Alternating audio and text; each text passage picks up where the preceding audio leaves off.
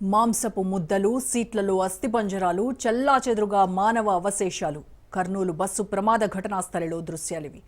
చిన్న టేకూరు వద్ద జరిగిన దుర్ఘటన ఎన్నో కుటుంబాల్లో విషాదం నింపింది. 2025 అక్టోబర్ 24న జరిగిన బస్సు ప్రమాదంలో 21 మంది సజీవ దహనమయ్యారు. 2013లోనూ ఇలాంటి దుర్ఘటన జరిగింది. నాడు వనపర్తి జిల్లాలోని పాలెం వద్ద అక్టోబర్ 30న ఘోర ప్రమాదం జరిగింది. అప్పుడు 45 మంది ప్రయాణికులు అగ్నికి ఆహుతైపోయారు. సరిగ్గా 10 రోజుల క్రితం రాజస్థాన్లోనూ ఇదే తరహా ప్రమాదం జరిగి 20 మందికి పైగా ప్రాణాలు కోల్పోయారు. కొన్నేళ్లుగా ఏసీ స్లీపర్ బస్సుల్లో జరుగుతున్న ప్రమాద ఘటనలు ప్రయాణికుల్లో భయాందోళనలు రేకెత్తిస్తున్నాయి. రవాణా భద్రతపైనే సందేహాలు వ్యక్తమవుతున్నాయి.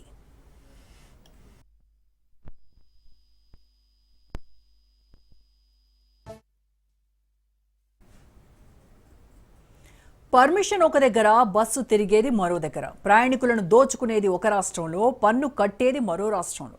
తెలుగు రాష్ట్రాల్లో ప్రైవేట్ ట్రావెల్స్ పరిస్థితి ఇది. 2+1 విధానంతో స్లీపర్ సీట్లు ఏర్పాటు చేసుకునే అవకాశంతో పాటు పర్మిట్ పన్ను తక్కువగా ఉండటంతో తెలంగాణ, ఆంధ్రప్రదేశ్ ట్రావెల్స్ యజమానులు పొరుగు రాష్ట్రాల్లో దర్జాగా రిజిస్ట్రేషన్లు చేయించుకుంటున్నారు. అలాంటి బస్సులే నేడు యమపాసాలుగా మారుతున్నాయి. సాధారణంగా స్లీపర్ బస్సుల్లో ఎక్కువ మంది ప్రయాణికులు నిద్రలోనే ఉంటారు. సీట్లలో మెలకువగా ఉన్నవారు లేదా ప్రమాదం జరిగిన వెంటనే తేరుకున్నవారు మాత్రమే ప్రాణాలతో బయటపడే అవకాశం ఎక్కువ. అప్పర్ బర్త్ల్లో ఉన్నోళ్లు బయటపడటం చాలా క్లిష్టంగా ఉంటుంది. ఒక్కో స్లీపర్ బస్సులో 30 నుంచి 36 బెర్తులు ఉంటాయి.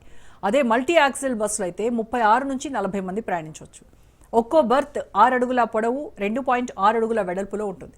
అయితే బెర్తులను అనుసంధానించే గ్యాలరీలతోనే అసలు సమస్య. ఇరుకుగా ఉండటంతో ఒకసారి ఒక వ్యక్తి మాత్రమే వెళ్లటానికి వీలుంటుంది. ప్రమాదాల సమయంలో ప్యాసింజర్లు ఇరుకైన ప్రాంతం నుంచి వేగంగా బయటకు రాలేకపోతున్నారు. ఇక స్లీపర్ బస్సుల ఎత్తు కూడా మరో సమస్యగా మారుతోంది. వీటి ఎత్తు 8 నుంచి 9 అడుగుల వరకు ఉంటుంది. ఒకవేళ బస్సు ఉన్నట్టుండి ఒకవైపుకు ఒరిగిపోయినప్పుడు ప్రయాణికులు కిటికీలను లేదా ఎమర్జెన్సీ ఎగ్జిట్లను చేరటం కష్టం. ఆ ఎత్తు వల్ల రెస్క్యూ ఆపరేషన్కు తీవ్ర ఆటంకం కలుగుతోంది. కర్నూలు ప్రమాద ఘటన సమయంలో ఇలాంటి సమస్యలే వచ్చాయని ప్రత్యక్ష సాక్షులు చెబుతున్నారు.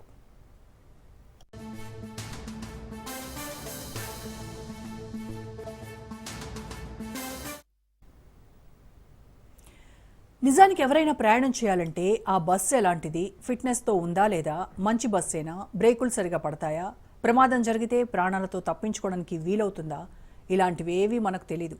మరి ఎవరికి తెలుస్తుంది? ఆర్టీఓ ఆఫీసర్లకు మాత్రమే తెలుస్తుంది. వాళ్ళు అన్ని బస్సులను చెక్ చేస్తున్నారా, వాహనాల్ని తనిఖీ చేస్తున్నారా అంటే లేదనే సమాధానం వినిపిస్తోంది. నామ్కే వాస్తేగా అప్పుడప్పుడు తనిఖీలతో సరిపెడుతున్నారు. ఆ విషయాన్ని స్వయంగా తెలంగాణ రవాణా శాఖ మంత్రి పొన్నం ప్రభాకరే చెప్పారు. అతిగా తనిఖీలు చేస్తే తమను వేధిస్తున్నారని వాహనదారులు అంటున్నారట. కర్నూలు బస్సు ప్రమాద ఘటనతో అనేక ప్రశ్నలు, అనేక సందేహాలు తలెత్తుతున్నాయి. ఇంతకీ 21 మంది ప్రాణాలు పోవడానికి కారకులెవరు? అర్ధరాత్రి డ్రైవింగ్ చేస్తున్న బైకర్దా, యాక్సిడెంట్ చేసిన డ్రైవర్దా, నిబంధనలు ఉల్లంఘిస్తున్నా పట్టించుకోని రవాణా శాఖ అధికారులదా? హూ ఇస్ ద కిల్లర్ అనే ప్రశ్నలు సర్వత్రా వినిపిస్తున్నాయి.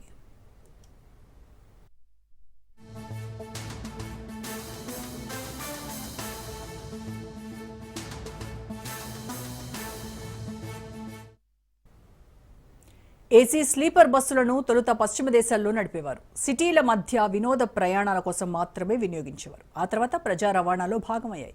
అయితే వీటిల్లో జరుగుతున్న ప్రమాదాల కారణంగా కొన్ని దేశాలు స్లీపర్ బస్సుల వినియోగాన్ని తగ్గించుకుంటూ ఉన్నాయి.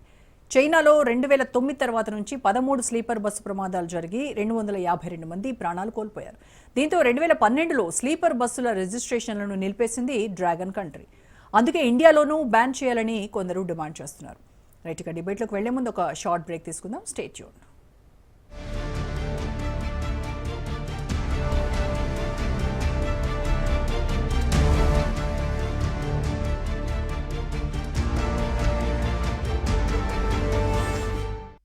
మన తెలుగు రాష్ట్రం రష్యాపై ఆంక్షలు. అమెరికా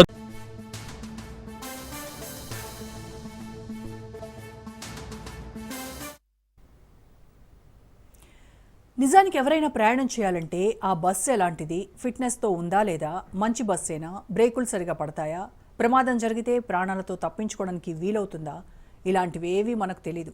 మరి ఎవరికి తెలుస్తుంది? ఆర్టీఓ ఆఫీసర్లకు మాత్రమే తెలుస్తుంది.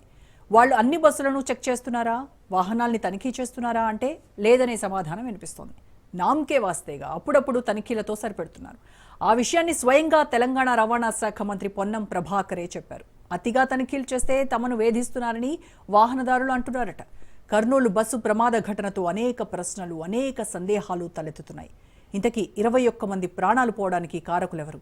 అర్ధరాత్రి డ్రైవింగ్ చేస్తున్న బైకర్దా, యాక్సిడెంట్ చేసిన డ్రైవర్దా, నిబంధనలు ఉల్లంఘిస్తున్నా పట్టించుకొని రవాణా శాఖ అధికారులదా?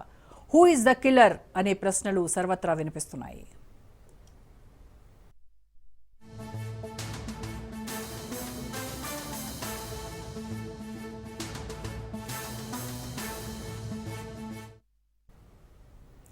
ఏసీ స్లీపర్ బస్సులను తొలుత పశ్చిమ దేశాల్లో నడిపేవారు. సిటీల మధ్య వినోద ప్రయాణాల కోసం మాత్రమే వినియోగించేవారు. ఆ తర్వాత ప్రజా రవాణాలో భాగమయ్యాయి. అయితే వీటిల్లో జరుగుతున్న ప్రమాదాల కారణంగా కొన్ని దేశాలు స్లీపర్ బస్సుల వినియోగాన్ని తగ్గించుకుంటూ ఉన్నాయి. చైనాలో 2009 తర్వాత నుంచి 13 స్లీపర్ బస్సు ప్రమాదాలు జరిగి 252 మంది ప్రాణాలు కోల్పోయారు. దీంతో 2012లో స్లీపర్ బస్సుల రిజిస్ట్రేషన్లను నిలిపేసింది డ్రాగన్ కంట్రీ. అందుకే ఇండియాలోనూ బ్యాన్ చేయాలని కొందరు డిమాండ్ చేస్తారు.